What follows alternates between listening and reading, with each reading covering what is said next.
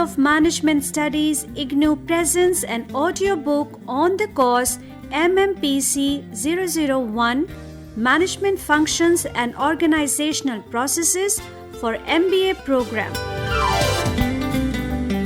Presenting Block 2 Managerial Processes 1, Unit-6 Staffing and Directing, Part-2.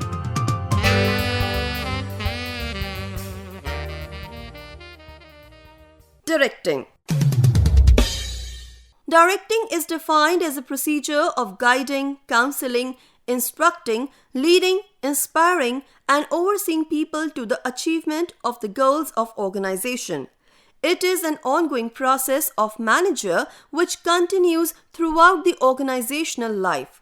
Directing is the chief component of managerial function. Without directing, workforce will have no clue regarding the path to be followed. The various functions of management like staffing, organizing, planning, etc. have no value without directing. The various aspects of directing are: Number 1. Supervision. Supervision can be comprehended as an element of directing, as it is the duty of every manager in an organization to supervise his or her subordinates.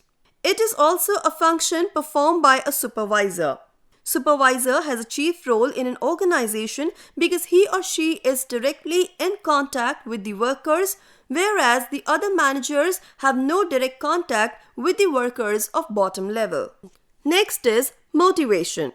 The process of invigorating people to act in order to attain desired goals and objectives is called motivation.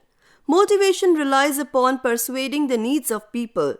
It is an essential element because it helps in enhancing the performance of employees by recognizing and identifying the requirements of human resources in the workplace.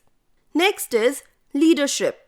Leadership is the potential of an individual to nurture good interpersonal relations with his or her followers and stimulate or motivate the followers to contribute for accomplishing organizational objectives.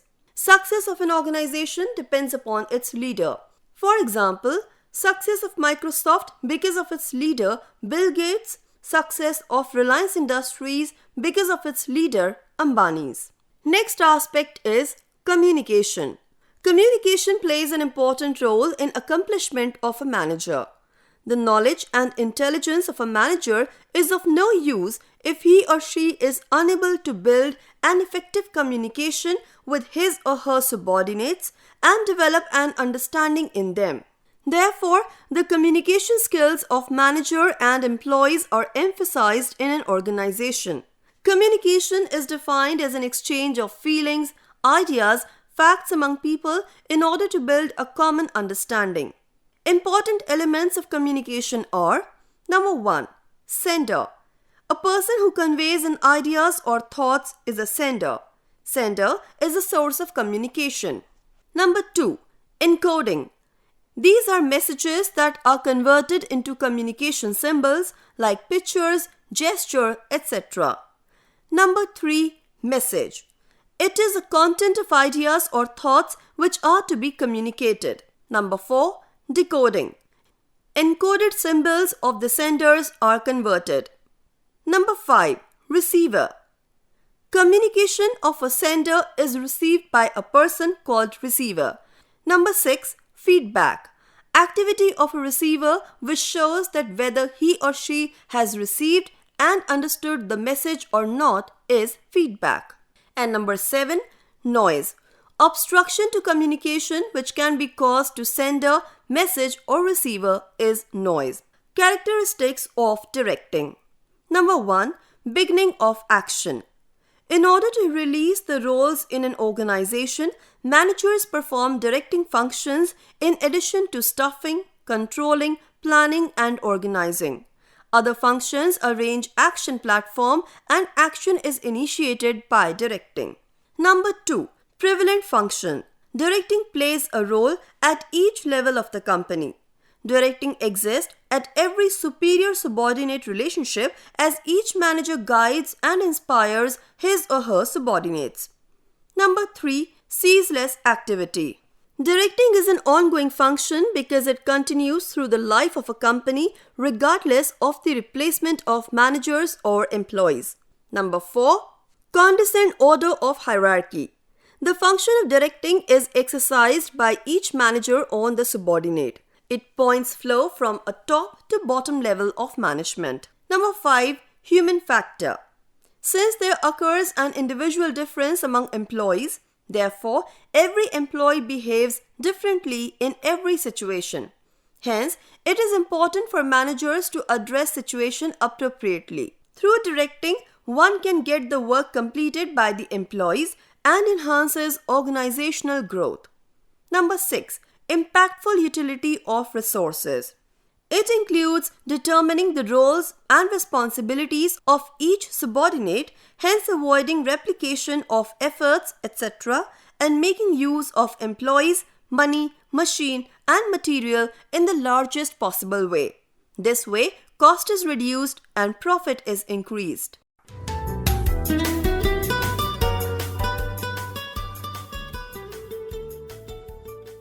Elements of directing. Number 1. Circulating orders and directions to subordinates. It is an important step in the procedure of directing subordinates. An order is an essential tool for getting things completed. Orders may be formal, general, written or specific, informal, and oral. Number 2. Administration in a complete manner. It means supervising the progress of daily work of subordinates and providing them proper guidance. The most important feature of supervision is face-to-face interplay between subordinate and supervisor. It also includes personal contact of supervisor to his subordinate. Supervision also helps in converting plans into actions. Number 3. Prompting subordinates. Prompting subordinates means motivating subordinates so that they work for achieving desirable objective. Among different factors of production, only human factor is dynamic and give mobility to further physical resources. Motivation helps in keeping employees eager to perform better. Number 4. Leadership. Leadership is defined as influence one exerts on others in order to guide them to perform in a manner that leader expects them to perform. Through leadership skill, trust and zeal can be developed among subordinates. Number 5. Connection with subordinates. Connection with subordinates can be built through communication by transmitting the ideas, feelings, facts, etc. from one person to the other. It is the duty of manager to guide, supervise, and monitor his subordinates about what, how, and when to do different things. And number 6. Nurturing discipline and gratifying effective people. Effective and efficient work can be done by employees if manager feasibly give directions by nurturing discipline and trust in the company. The outcome of the systematic work would be rewards in manifestation of bonus, incentive, etc.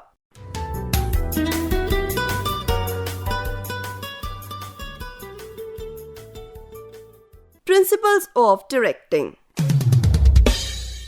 Number 1. Maximum contribution of an individual. Those directing policies which motivate the employees to perform their maximum potential so that the goals and objectives of an organization are met should be adopted by management.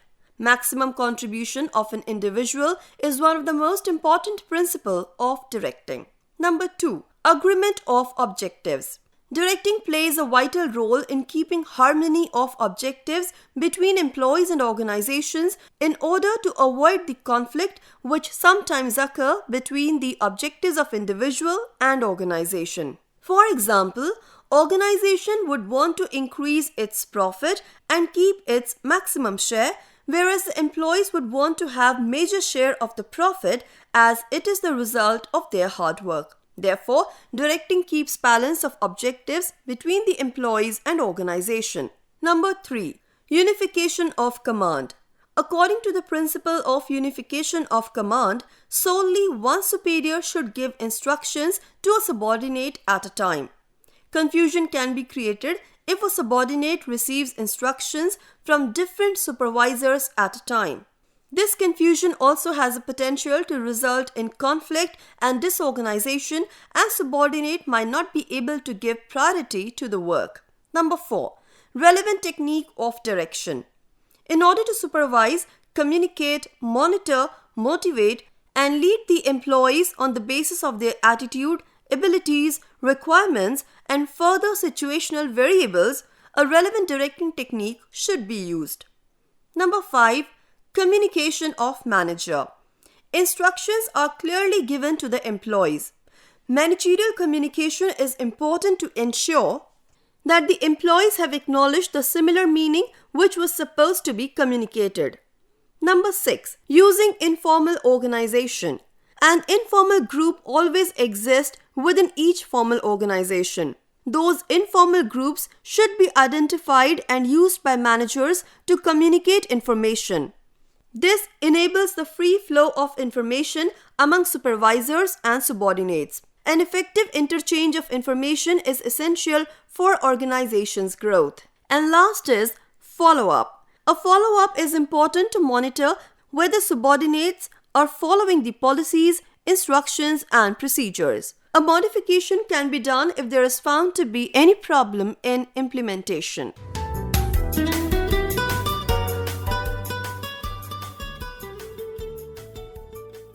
Now let's summarize the unit.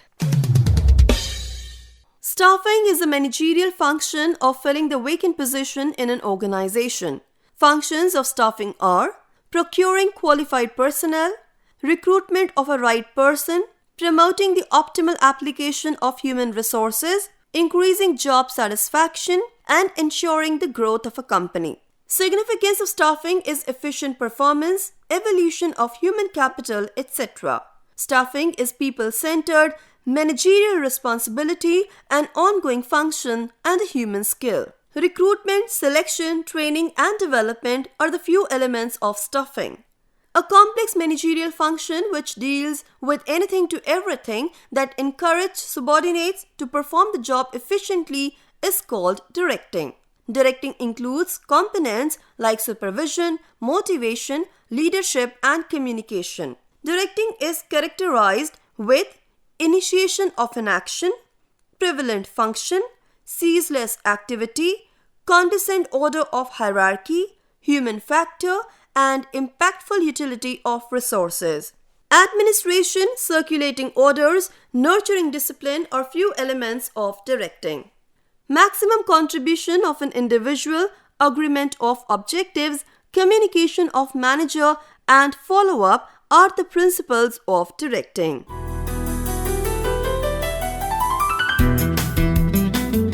You were listening to the audiobook by the School of Management Studies, IGNOU, for MBA program. Course code MMPC-001, Management Functions and Organizational Processes. Course Coordinator, Professor Srilata, School of Management Studies, IGNOU. Voice over by Harpreet Kaur. Edited by Tarannum Jahan. Program assisted by Jagbandhu Jana. Program produced by Manoj Kumar Singh. This program was brought to you by Electronic Media Production Center of Indira Gandhi National Open University.